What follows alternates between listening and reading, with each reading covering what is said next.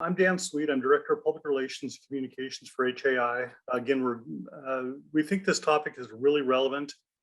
I don't know if you follow the aviation news like I do, but in the last 2 or 3 weeks, there's been a significant amount of traffic talking about sustainable aviation fuels, both in practical use and still in testing in some cases. But it's obviously becoming much more popular both in usage and availability. Companies like Airbus and Safran and Sikorsky are doing their flights and testing. And so we wanted to get you the information that we think you need to introduce sustainable aviation fuel into your fleet or into your operations. Today, our speaker is going to be Keith Sawyer. He's the manager of alternative fuels for Avfuel Corporation. He's worked in the industry since 1977, including 10 years in the aviation industry. He joined Avfuel after 40 years with Chevron. He became their regional business development and supply chain manager, where he was responsible for developing and nurturing relationships with fueling locations throughout the Western US, Canada, and Alaska. And to further capitalize on his expertise in the fuel market, Keith became Avfuel's manager of alternative fuels in 2017. So it's been around for a little while longer, but Keith got into it in 2017. He now leads all aspects of evaluating the sustainable fuel aviation market and its suppliers while representing Avfuel within the environmental and fuel supply chain groups associated with groups like HAI, GAMA, NBAA, NADA, and IBAC. And during Keith's tenure at Chevron, he oversaw a variety of programs in markets such as Perth, Western Australia, Houston, Texas, San Ramon, California, Kazakhstan, San Francisco, and Vancouver, British Columbia. So he's been pretty much all over the place. We think that he has got a great presentation for you, and we look forward to giving that to you in just a minute. Obviously, as always, we do encourage your questions. To ask questions, we ask that you use the question module at the bottom of your screen. It might be on the side of the screen in some presentations. If you want to use the chat feature, that's fine. We just can't guarantee we're going to see all the questions there. We do focus primarily on the question module. As always, this webinar is being recorded. We will make the recording available both on YouTube and our webpage. We are doing today, for the first time, a live stream on Facebook as well, and we welcome our Facebook friends. We will make sure that these links are sent out to everybody as soon as they're available. That usually happens tomorrow, but it sometimes can be as late as Monday. And so now I would like to introduce Mr. Keith Sawyer, who will provide our presentation today. Very good, Dan. Thank you so much for inviting me to talk to your group today. And again, also thank you to the Helicopter Association International. This is a very critical topic within the aviation community, not only business aviation applications for rotor aircraft, but also the general aviation aircraft requirements and so forth from rotor aircraft. I've got a number of slides here, which I think which I know will get everyone further along the learning curve. It's all complementary to the guides and the FAQs that Dan provided earlier in the introductory remarks this morning. So I'm going to move directly into the presentation. We've got the question process there. I have cataloged a number of questions that I'll answer later in the presentation, and I'll be happy to discuss further questions as we go forward. So Dan, why don't we advance to the next slide, please? So today I'm going to talk about, provide you with an SAF overview of some of the progress that we've made, which is indicative of how we're integrating it into the supply chain. I'm going to talk about some of the transaction methodologies beyond simply buying the actual blended molecules of SAF. There are some other applications that are relevant in our market today, such as carbon offsetting. And then I'll also provide you with some additional resources, and then we'll get into the Q&A. So that's what I'll be covering today. Next slide, please. So some facts, and I'll just give you an overview of the market and where we are from a supply chain point of view. Incidentally, this is a picture on the left of the truck that we're using to dispense SAF at our fixed-based operator in Monterey, California, near to where I live. And this has been a great success for us. And indeed, they are fueling some rotor aircraft down there based on some personal observations that I've been able to make. So we're underway, and it's pretty cool to see this now beginning to happen. Next slide, please. This is a very important chart, and it's for aviation on a global basis. The first level setting fact to provide is that SAF produces up to 80% less CO2 over its life cycle compared to a conventional jet fuel gallon. And I'll speak more about that when I contrast the supply chains of refined jet and with not only refined jet, but also the SAF. The slide here on the key component here is to show that between 2005 and 2050, certain goals were established by our aviation industry, including the contributions made by HAI and its membership. And the real goal was to cap or net our CO2 emissions as an industry through carbon neutral growth through 2050, and to reduce CO2 emissions by 2050 to the levels that were in existence in 2005. I'll talk a bit more on the progress, but the key component of these, and this is somewhat biased towards fixed wing, notwithstanding, the key components are identified there as we look at the slides. The key component is the bottom right-hand side, and you can see that beginning in 2030, 2025, when production really begins to ramp up internationally and in North America, that SAF, which is the alternative fuels component in the light blue here, will really be a key component to achieving that objective. This is a chart that I carry with me and make sure that I understand and share with people that how important it is going to be for us to do so. And I have some supplemental remarks that I'll now take to slide number 9, please, Dan. So in 2009, aviation declared commitments on climate change, carbon neutral growth by 2020, fuel efficiency by 2% per year by 2020, and reduce CO2 emissions by 50% by 2050 relative to 2005. I can tell you that GAMA will be reporting at the NBAA significant progress against these metrics and these specific goals that were undertaken by aviation, and specifically our segment. The industry adopted these goals independent of any legislation or any other international bodies. However, they've all been vetted through the UN's ICAO system and have been incorporated therein. Next slide, please. Setting the stage again. Aviation overall, fixed and rotor, contributes 2% of global greenhouse gas emissions. The business aviation community, which I'm including rotor aircraft in there, contributes 2% of this global amount. So it's a very small percentage of a large percentage, notwithstanding it is very, very important to our industry.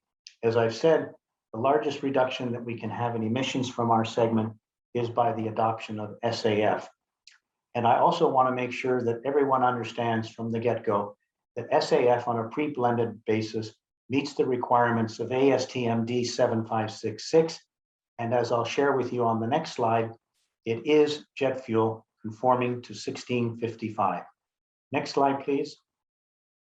When blended with refined jet, it meets 1655. And so when I say blended, you have a neat component that is sourced from the 7 pathways that are now approved by the FAA and ASTM, a pathway being a feedstock conversion process, for example, wood, municipal waste, used oils and residues from restaurants, food manufacturing, and so forth, are all sources of the neat SAF.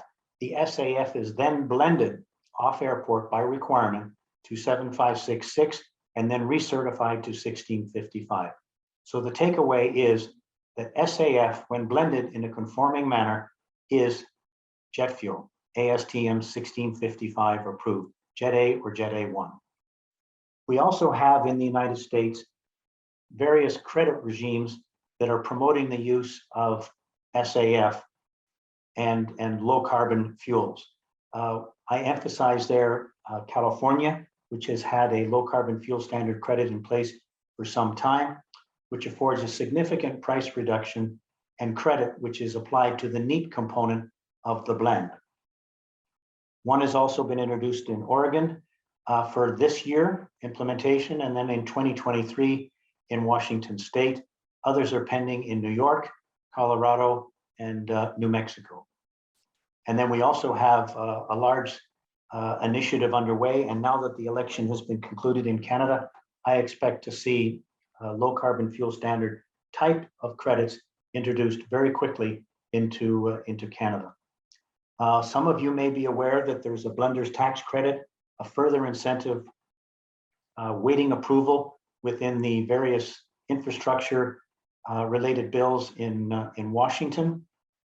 This is a credit related to the blending of the SAF that would be passed through to the consumers, and it's roughly 30 cents a gallon based on some of the other information that I'll share with you in just a moment. Next slide, please. So SAF is approved for turbine aircraft as a drop-in fuel. And I know we'll be working on a call next week where many of the manufacturers of rotor aircraft engines will be talking about this because there are some components of the rotor aircraft industry that have not incorporated turbine fuel as a SAF as a turbine fuel into their owner's manuals, as have the fixed wing operators. So Falcon Jet, Gulfstream, Embraer, Bombardier, Textron have all incorporated SAF into their owner's manuals, and it is approved as a full drop-in fuel for use in their aircraft. Of course, it's been recommended by the FAA. The systems and testing measurement capabilities and so forth have been judged compatible with ASTM 1655. We have full support for this initiative going forward, and I'd be very proud in another couple of weeks to be able to add HAI as an element of the support. There's no doubt that HAI support SAF. It's just having the various rotor aircraft manufacturers come to the table, so to speak, and making sure that things are approved. And if you have questions on that, I know John Shea, my associate at HAA, can assist me in that answer. I'm pleased also to report that there's over 400,000 flights have now flown using a component of SAF, all the way from 10% blend, all the way to a 100% blend. Boeing, for example, have flown aircraft for extended lengths and missions for numerous operations with various blends and some blends up to 100%. Next slide, please. So this is the guide that was referred to by Dan in the very beginning of the commentary today. I commend you to read that and then also become familiar with the FAQs in the back. This has been endorsed by the HAI, and a number of the helicopter engine manufacturers are also noted as signatories to the guide and the FAQs themselves. Next slide, please, Dan. This is a very important chart, and another one that I carry with me. These two charts contrast the release of CO2 greenhouse gases into the atmosphere by a petroleum-based jet gallon on the left and a SAF neat gallon on the right. The important component to note is there are a number of releases through the supply chain for petroleum jet, whereas for sustainable aviation fuel, it is a closed loop. in that the emissions on a net basis versus a petroleum-based jet gallon are between 70 and 80% less, right from the manufacturing of the feedstock, the processing of the feedstock, and putting it into the aircraft. So it's a very, very important chart, and more focus will be placed on this. This is a very common chart that you'll see in presentations by the airlines, by our associates at CAFE, the Commercial Aviation Alternative Fuels Initiative, which is a FAA-sponsored organization. So a very, very important chart for people to have a strong understanding on. One is an open loop, and two is a closed loop, as far as the life cycle of the production of a refined jet gallon and a sustainable aviation fuel neat jet gallon. Next slide, please. Worldwide production is increasing and increasing rapidly. There were about 4.5 million gallons of neat SAF produced this year on a global basis. In the United States, we have two commercially ratable producing facilities, one in Paramount, California with World Energy, and another through Neste on the West Coast in Richmond, California. We're seeing more and more projects, and by the end of this year, we think there's going to be an increment, though some of these projects are a little not behind, but just meeting some of the challenges in the supply chain as they go forward. But you can see here, both in the United States and on a domestic basis, we'll see some pretty significant additions to the business. Gevo is producing now, Neste is producing now, and then we've got World Energy producing now. We expect the Fulcrum project in Reno, Nevada to come on board not too far down the road. The next one in the queue will be in 22, when we see the Red Rock Biofuels project in Southern Oregon come on stream, and that's a feedstock based on wood waste from the various forestry operations in that area. And then you've got a series of other projects that are going along. In addition to this, Shell made a major announcement last week on a global basis. You may have seen some of the Chevron announcements as well. So by and large, this will happen, and we can see in excess of potentially 1 billion gallons of neat SAF being produced for aviation globally. The unfortunate part, or the reality part of that, is that by 2025, the global jet fuel demand is going to be in excess of 110 billion gallons. So this is only really about 1% of the total demand that we anticipate seeing in 2025. So it's happening. It's just taking some time to ramp up. Next slide, please.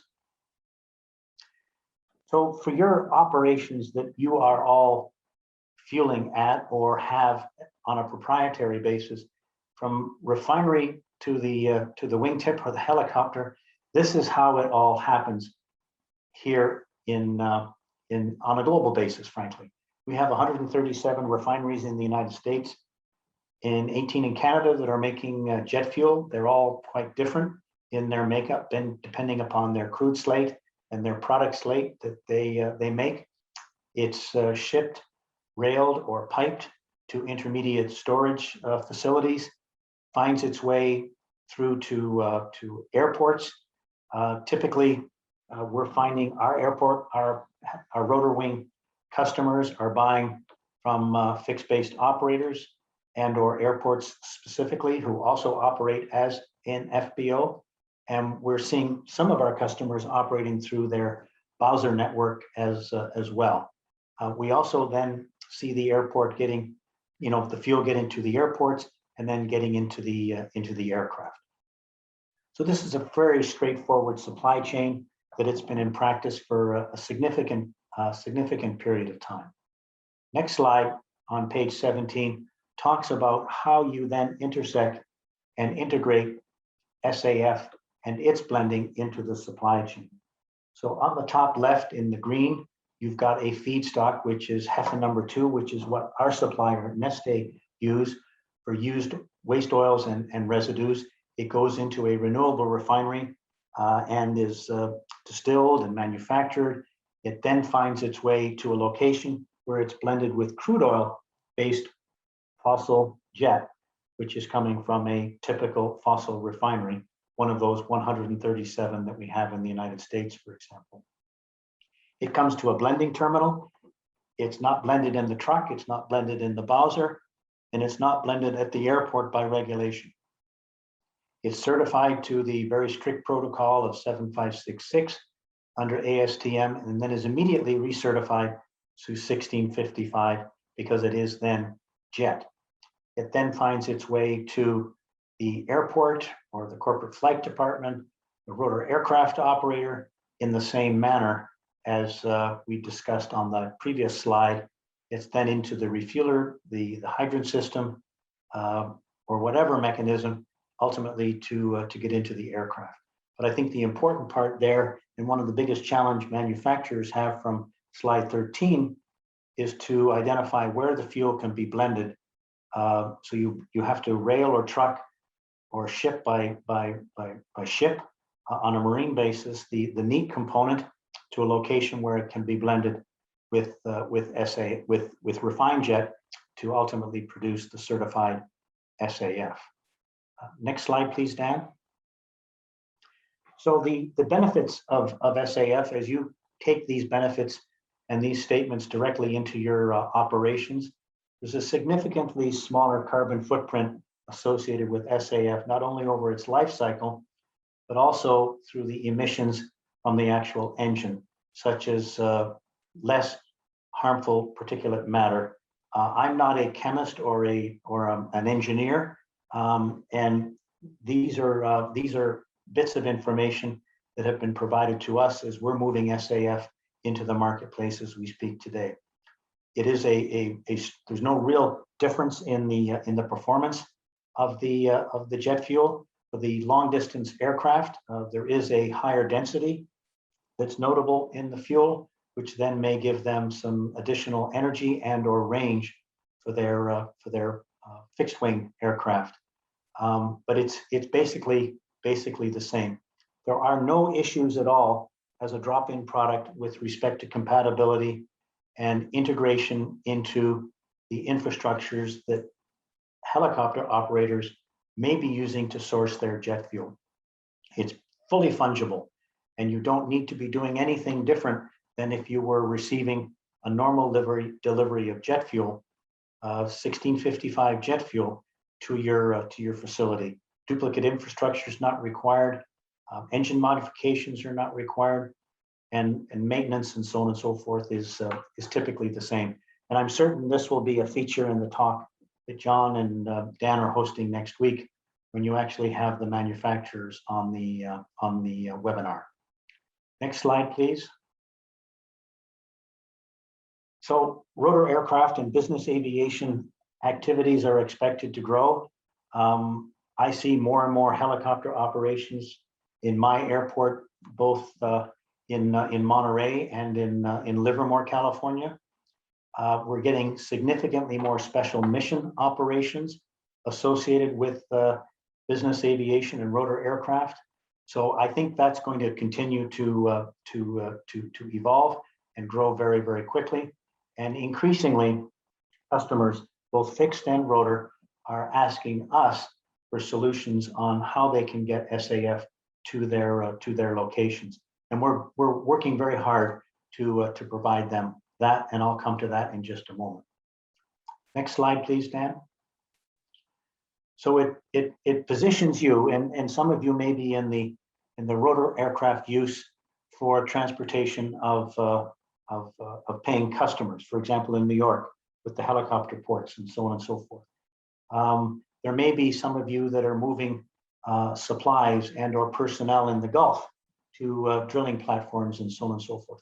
Increasingly, those customers are looking at SAF solutions and are seeking solutions from us on how are we able to supply this. Some of the people that might be hiring your rotor aircraft I know NetJets and FlexJet are experiencing this now. On the fractional business is the people in those aircraft, either that own shares or are chartering those aircraft, are looking for SAF as a means to offset the emissions from their flight.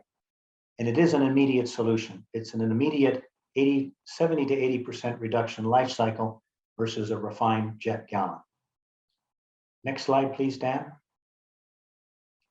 So direct emissions is a key value proposition for our industry. And again, I made this presentation yesterday to AIN and a whole group of, I think it was over 100 corporate flight departments in New York.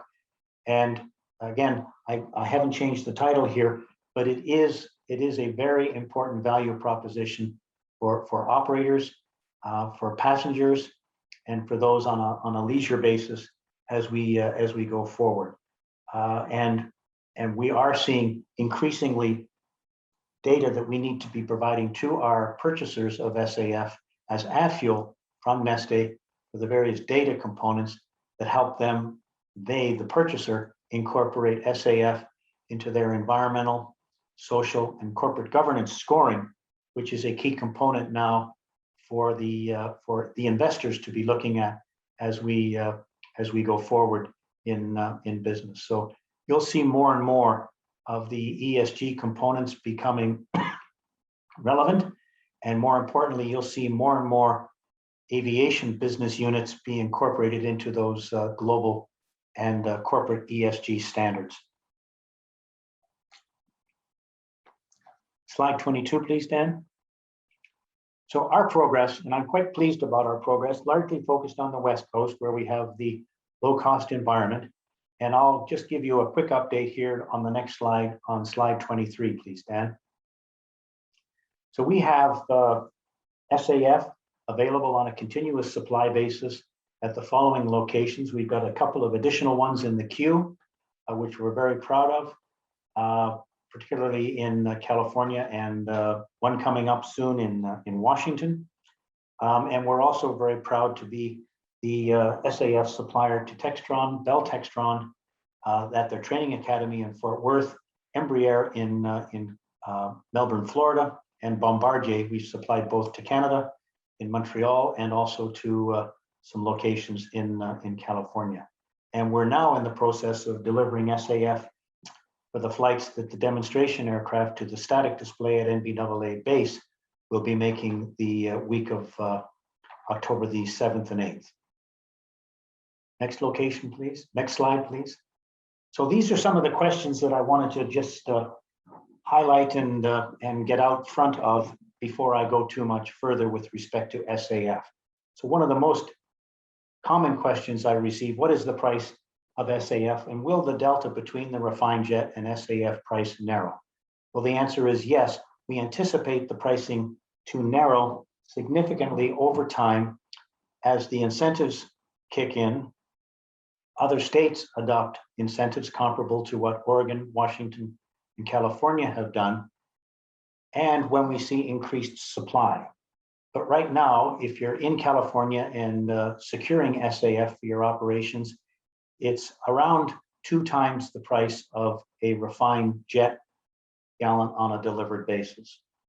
Outside of California, you're looking at perhaps 2.3 to 2.5 times, because the low carbon fuel standard credit for that product outside of California would not apply, and it's added back to the NEAT.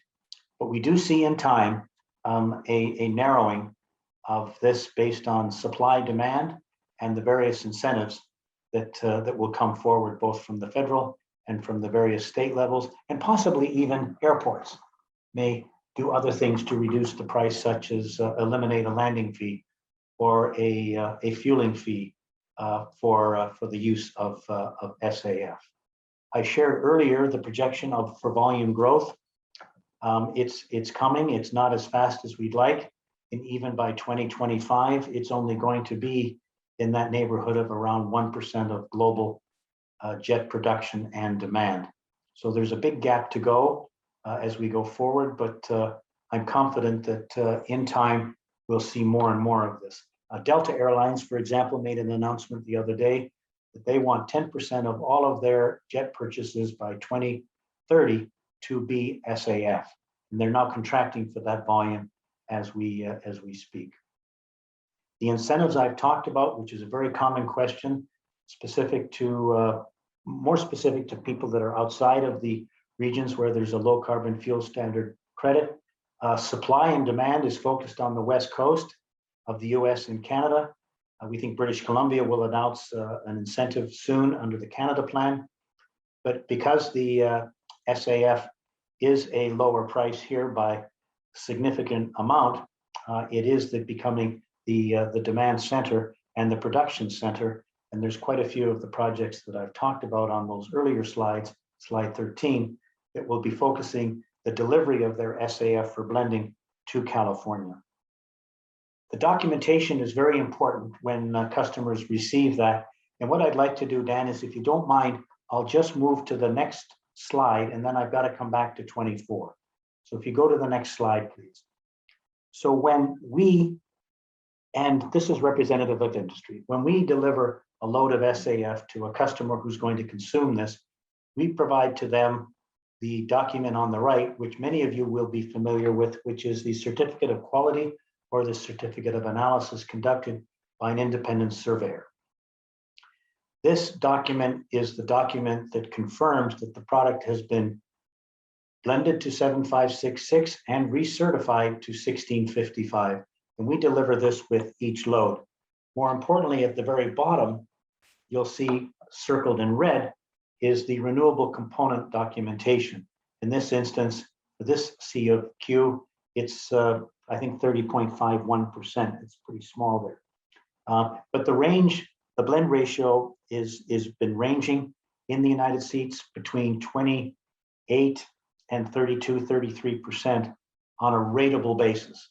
And that's driven largely by the availability, the pricing, because there are the two components that are blended together, and also the incentives and the role that the incentives play in the pricing. The other document that's very important that we provide the end purchaser and consumer of SAF, such as a corporate flight department or a helicopter operator who's looking for the documentation, is a product transfer document. And that product transfer document details the carbon intensity value of the feedstock that was used to make the SAF. So you take your invoice, if it's 1,000 gallons, you multiply, you take 30% of that is going to be, quote, the SAF volume, even though it's fungibly delivered into other product or kept segregated, you still get this documentation because the customer has created the obligation and purchased the carbon reduction, and they will get the documentation. You then look at your invoice and you say, okay, we had so much per gallon of carbon intensity, and this documentation goes into the sustainability organizations within our customer base, who then integrate it into their environmental, social, and corporate governance scoring. This is really, really an important document to cover. And I'd be happy to answer more questions on this as we go back. And Dan, now if you'd move back to slide 24, please. So I'm going to talk in just a moment about another transaction methodology called book and claim, very common in electricity, natural gas, and other commodities. I'll talk briefly as well on carbon offsets. And then perhaps between John and I, we can, and possibly Dan, we can set the table for next week when the OEMs for rotor aircraft are on the line and on the webinar, and we can listen in and see and judge their progress. So now, Dan, if we'd advance to slide 26, please. So I'm going to talk to you about book and claim. And again, book and claim is a transaction model that simplistically is described on the next slide. So with all the SAF focused in the Western United States, a book and claim enables an SAF purchaser anywhere in the world to benefit from SAF and the emissions accreditation process for that purchase. And basically, it means that a customer can buy SAF from Avfuel in the Western United States. We then, excuse me, turn my phone off. So we can deliver the SAF into an airport here in the Western United States on behalf of a customer who's purchased the SAF. But instead of transporting it across the country, we deliver them jet fuel in, say, New York, and then that customer is then paying the difference between the SAF price in California and the jet price that they may be paying in New York. It saves the transportation cost of the product across the country, but they still get full credit because they booked and we've processed the claim. And there's more on this next chart here on slide 28. So this is basically how it works. Across the bottom, you've got your fossil fuel refinery and how everything flows to an aircraft. As you go forward under a book and claim basis, we basically deliver to the customer the SAF in a price advantaged market, and they get full accreditation for the SAF and pay the delta. And it's described on the next chart. So the claim, the purchaser buys the FAS that is not physically available. So it's not physically available in New York, but they can buy it here. We deliver it into the supply chain, which is the book. And they, notwithstanding, get full documentation and accreditation for the reduced emissions. They've created an obligation through purchase of SAF. We've satisfied it and we provide them with the documentation. The customer can then claim full accreditation for that CO2 emission life cycle reduction. Very, very important. And more of this is occurring as we go forward. We were happy to participate in a program for the World Economic Forum in Europe. It's happening in a couple of airports in Southern California now, where people are actually buying SAF in Europe. And it's being delivered into Van Nuys, and they're getting full accreditation and claiming it through their various accreditation methodologies by the regulatory authorities. So it's very neat, and it's an adaptation of an existing transaction process that is really quite common in many other energy businesses: electricity, natural gas, propane, liquid natural gas, etc. It's a very, very neat way of doing it as we go forward. More on this, I'm certain, as we get into major trade shows and further announcements through the year. The next slide, please. So this is just the concluding piece. The purchaser is invoiced the delta between the two. And as I say, the benefit attributes fully to the purchaser for use in their ESG scoring. Thank you, Dan. Next slide, please. So what we like about it is we can still deliver the product into SFO, for example, and we're not having to truck it all the way to New York, which may mitigate some of the benefits and so forth. We have a program in place on a wholesale basis. It's working quite well. And again, emphasis is in California and making the claim, notwithstanding where it's booked, domestically or internationally, here in the United States. I think now we're on to carbon offsets. So carbon offsetting is something that's been around for quite a while. It's a very common practice in business and is available to our industry to offset emissions created by the let's call them scope 1 emissions from our businesses as we go forward. Next slide, please. It's quite simple. It's a straightforward purchase. You can buy, we offer them on a per gallon basis. One of our OEM customers offers that on an hourly basis. We just joined up with JSSI to offer our program through them on an hourly basis. It's purchased on a per gallon basis, per mission basis, or you can just buy it for everything. It's an invoiced element that's quite modest. I think about 7 cents a gallon right now. And each credit offsets 100 gallons of fuel and the associated emissions. I think the key component when you're looking at an offset program is to ensure that the credits that you're purchasing are funded by authorized projects that have been verified by the various international bodies that are in charge of ensuring that the offsets are going to bona fide incremental projects that are reducing emissions. There are several projects in Brazil in forestry that are purely incremental, and that takes the carbon out of the atmosphere based on these massive tree farms that are funded. And then the credits flow through the system, ultimately to the aircraft operator, if they so wish. Next slide, please. Some of the resources that we have on the next page, Dan, you have this guide, and you also have the FAQ link today, which are very, very important.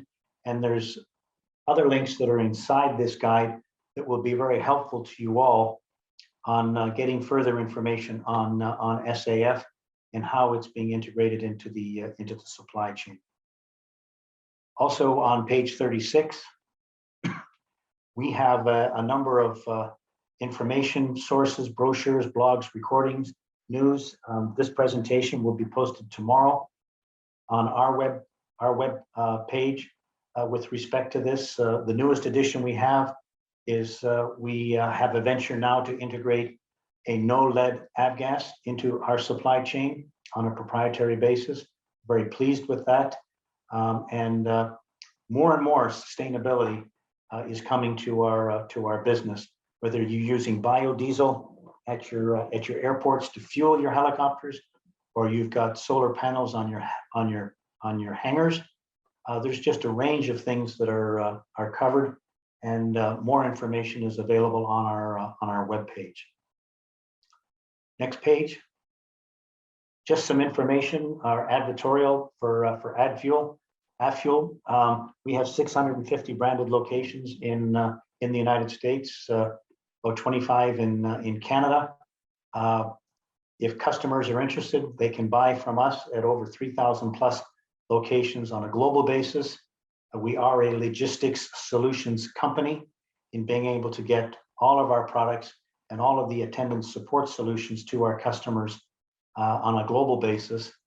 And we're also very delighted to have the strategic partnership with Neste, who are the largest renewables fuel supplier and SAF producer in the world, to be able to bring SAF to our customer base here in North America. So we're very excited about this, and we're seeing some tremendous progress. I can't say it's a full load a day, but soon we'll be there, and I'm delighted with that based on the locations that we're bringing on and the customers that we're able to support across the country. So Dan, I think that's the concluding slide, and I'd be if you have follow-up questions after today, Dan and John and others in the HAI know where to find me. I work from my home in Northern California, which was close to my headquarters when I worked for Chevron. And as I say, Dan, I'll now throw it back to you and John and see what kind of questions there may be that I can be helpful with. Dan, you'll have to unmute. Of course I did. I don't normally try to speak when you're running presentations. No, appreciate that. That was a great presentation. We do have a couple of questions that came in. Let's start with one from Brad Elliott. And maybe this is kind of a general question, I think, maybe from your experience with the industry. Is there any way to assess how much of the CO2 emissions in the atmosphere are from aviation, and then maybe specifically from helicopters? To answer the last portion, I can't answer the last portion specific to helicopters, rotor aircraft, but I do know of the global emissions, and I'll give a contrasting comparison here. 2% of global emissions are from all aviation related activities. 2% of that 2%, or 0.004% of the emissions, are related to our segment that we're talking to today. It will include the rotor aircraft, but that's a question that we're now discussing within our steering committee with the various associations. And now that we have HAI fully integrated into that group, perhaps over time we can have a better definition as to what within the 2% of 2%, what percent of that last 2% is from rotor aircraft. Okay, we have a question. Gabriel Amato is one of our longtime viewers. He is an operator in the Caribbean, and he's wondering, can SAF be ocean shipped in 20-foot ISO containers, perhaps out of Miami or someplace? The answer is yes. It is now shipped in Europe in isotainers, rail cars, marine bulk on a blended basis. In the United States, there is the infrastructure in place to do so. There just isn't the production facilities proximate to a location where it could be done. We have identified the Gulf Coast, for example, as being a location that would be very, very successful as far as an isotainer loading. We load isotainers now for avgas and for jet fuel into the Caribbean routinely from Fort Lauderdale. Crowley, moves them around. Small canisters or relatively small canisters, I think they're 20 to 30 feet long, are now moving into Dom Rep and other locations for LNG and other components. I think it's just a matter of time before SAF finds its way into the Caribbean. We did have Neste give us feedback on the demand in the Caribbean from our customer base based on an SAF conference that was held in Dom Rep about 3 weeks ago. Neste attended that, and they're collecting information as well. But from the Latin America, Central America, and South American airlines, as well as our segment, there is increasing demand. It's just a matter of getting a blend location that's rateable in the Gulf Coast to be able to then truck it or rail it down to Fort Lauderdale, for example, where it could then be transferred into isotainers. So the infrastructure is there. There just isn't the supply capability as yet. I know you talked about the SAF benefits on slide 18 and then the value propositions on slide 21. And aside from the regulatory goals and the credits and everything else, it seems like there has to be a really positive public relations aspect to being able to use a sustainable aviation fuel, say for a tour company or air ambulance or just even a general operator, talking and promoting this to customers. Have you heard any anecdotal evidence about things like that, or yeah, I have, Dan. It's a terrific question, and it's a double-edged sword. I think our OEM customers are very happy to publicize the fact that when they deliver an aircraft, they're delivering it with SAF, and then hopefully that owner will continue to look for SAF as they go forward. The early stages of this, the corporate flight departments aren't the most popular component of a major corporation's visibility. But the corporate flight departments that we are supplying value SAF and are incorporating it into their metrics.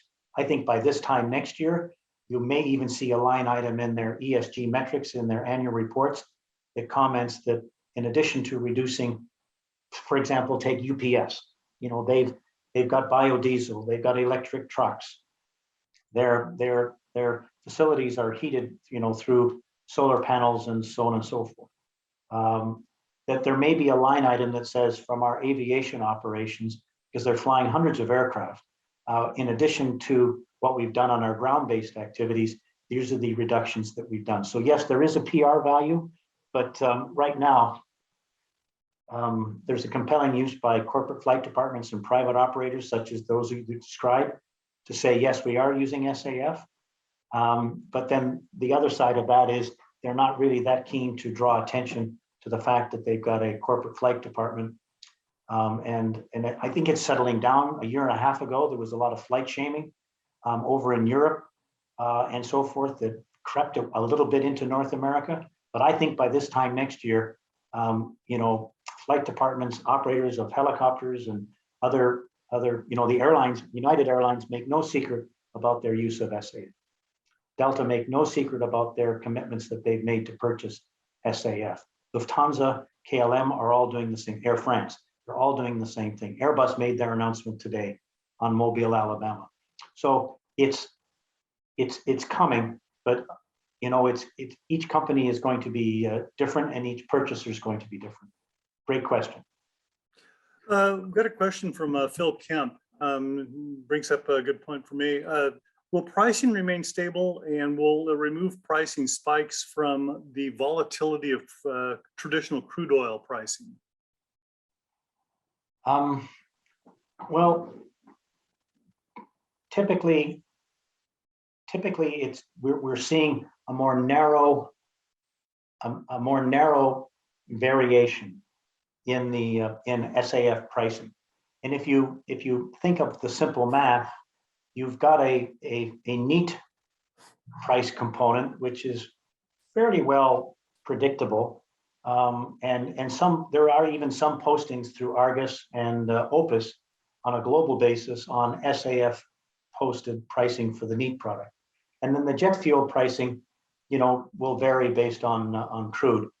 But you're only looking at a 70% of the blend to be that higher variation jet, as opposed to something that perhaps is a little more steady on the feedstock, which is used to blend the SAF.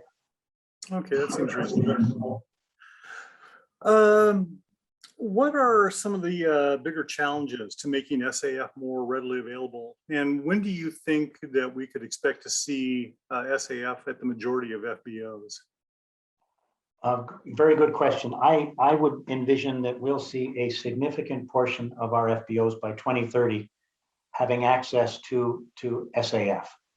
And geographically, it's going to depend on where these facilities are built out. There's a number of facilities that are now planned or are in the pilot stage, so to speak, in the Southeast, one or two in the Northeast, nothing in the Northwest as yet. But their challenge is moving that neat production, which is very, very important part of the equation, to a location where there's lots of jet, so where it can be blended. So some of the projects that we're seeing, and they come to us and say, would you like to buy SAF from us? And I say, well, we need to buy blended SAF, meaning it's at a terminal where trucks can pick up, because 99% of general and business and rotor aircraft aviation deliveries are made by truck. So you need a truck rack that has the blended product available. And that's why we're so attracted to the model that we have in Northern California, where the New Star terminal receives the Neste neat. Neste jet is then blended, and then it's in a bona fide terminal, all on a regulatory basis, an approved basis, and it produces the product at the rack, lift by truck, and deliver. So that's the challenge, is the blending, and that's a big infrastructure component. When you're taking 3 gallons and blending it with 7, you need a lot of the 7 to do that, and you need the right jets to blend with as well. Well, that actually brings up another question that came in from one of our staff members. And I think you did talk about it just a little bit. How is SAF tested, and what process does it go through for testing? Well, I'm not a chemist or an engineer, so I'll just say that we have an obligation to our customers when we deliver to ensure that the product is made in a compliant manner. So we do select with our supplier Neste the surveyor that's contracted to ensure that the neat and the jet and then the resultant blend does conform to the various requirements of ASTM 7566 and then 1655. And we have that documentation, and our supplier stands behind that documentation. Sounds good. I'm not a chemist either, and so we always support the experts and appreciate that. And that one sheet that I had there, Dan, details quite extensively what are the tests that are done for both 7566 and 1655, and there's just a range of them. I thought it was in there, and again, not being an expert, I don't know necessarily what I'm seeing all the time, and so no, I will refer people back to that slide when they get a chance to watch the recording. Maybe we could have John Shea come in, our Director of Government Affairs for HAI. And John, can you bring your camera up? Hi. Hey, there we go. John, why is this topic important to HAI right now? Well, I think it's part of a larger industry effort and an effort that's spans from the airlines to business aviation, certainly to rotor, and we're hearing more and more about it from members. And there's a number of initiatives, from the White House and Congress right now that are taking a look at really prioritizing sustainability. And one of the best ways we can do that is looking to kind of proliferate the use of SAF. And what we're trying to do as an association is really kind of bridge the information gap, because there's certainly a lot of it out there. But as Keith alluded to and his excellent presentation today, but there's also a number of resources. HAI is a member of the Business Aviation Coalition for Sustainable Aviation Fuel, SAF, that we participate in and try to help move these initiatives along. But as an association, again, we're trying to educate on what is SAF and how it works, everything from the supply chain to use in the aircraft or rotorcraft, which is actually kind of a good segue to the next kind of point I wanted to make. This really was, again, an introduction to SAF, and I think was very helpful. I certainly learned plenty from this meeting here.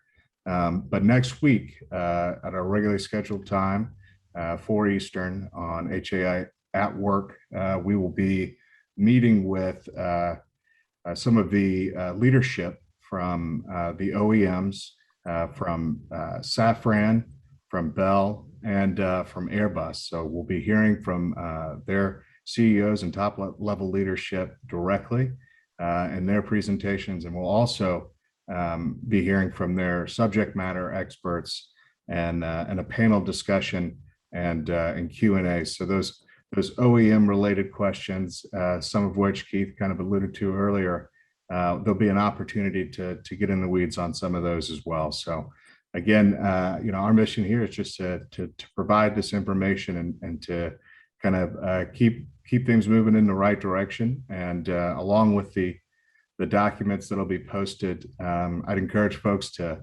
take a look at rotor.com or rotor.org /advocacy. There's a sustainability tab there.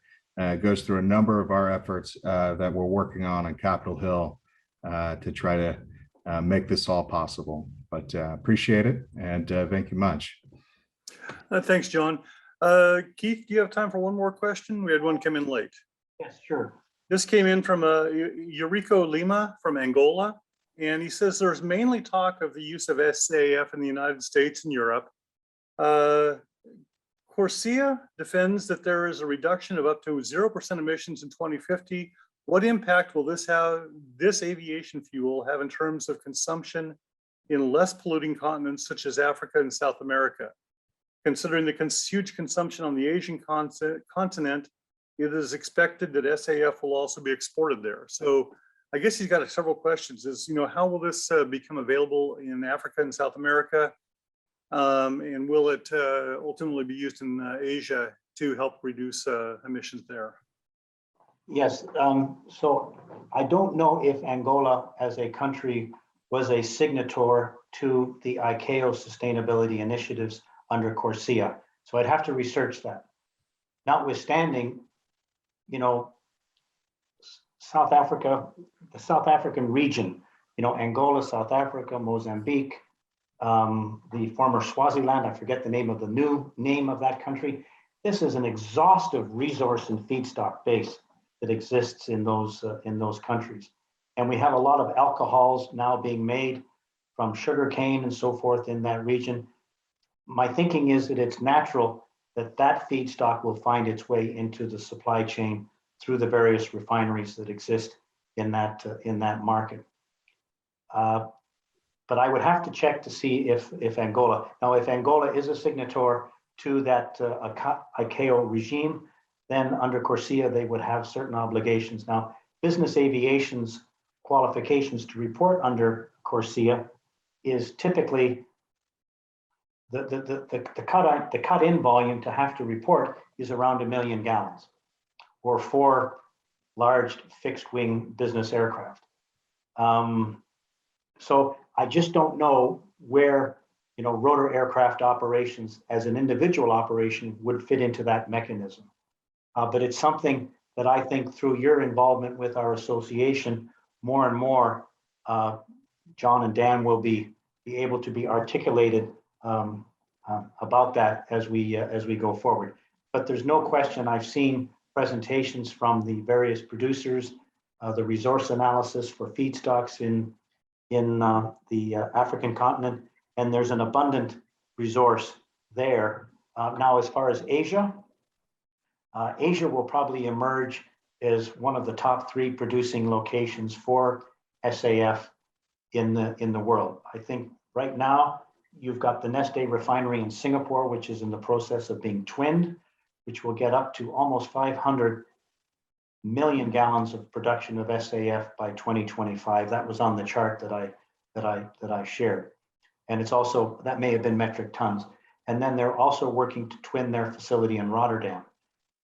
So it does make sense that you know, SAF will find its way, and SAF can find its way 2 ways. One, an Angolan aircraft can fuel up in Europe with SAF and perhaps at least have one leg of its mission completed.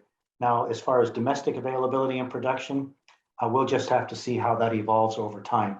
But there's no lack of a feedstock, that's for sure. And there's no lack of refining infrastructure in that part of the world either. Okay, Keith, gosh, I can't tell you how much we appreciate your insight, your industry knowledge, and you're willing to share it with everybody today. This presentation has been fantastic. I think we more than met John's goal in trying to set up something of a basic introduction to sustainable aviation fuel. And gosh, I just can't thank you enough for coming on today.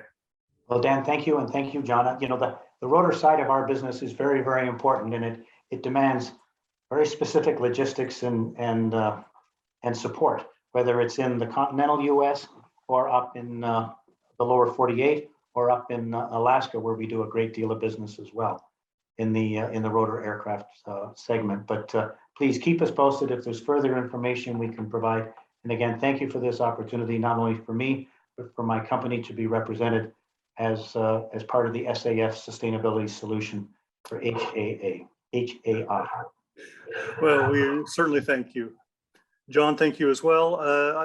Giving our audience one more chance to write down the links to the 2 handouts that Keith was kind enough to provide to us. I'm going to leave that up on your screen. Maybe grab your phone, capture that with a picture, write them down, do a print screen or a screen capture with your computer.